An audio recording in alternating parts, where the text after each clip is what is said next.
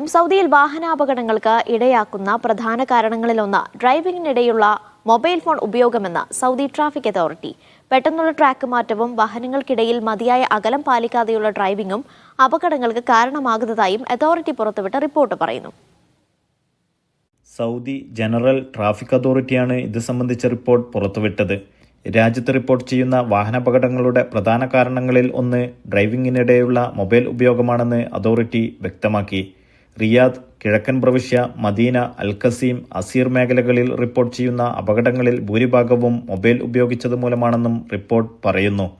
ഡ്രൈവിംഗിനിടെ മുന്നറിയിപ്പില്ലാതെ പെട്ടെന്നുള്ള ട്രാക്ക് വ്യതിയാനമാണ് അപകടങ്ങൾക്കുള്ള രണ്ടാമത്തെ കാരണം.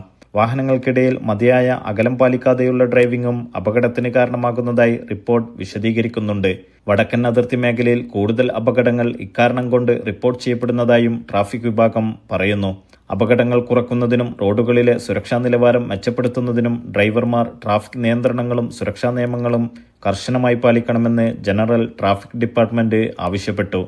Naushad Rikkur, media 1, Dammam.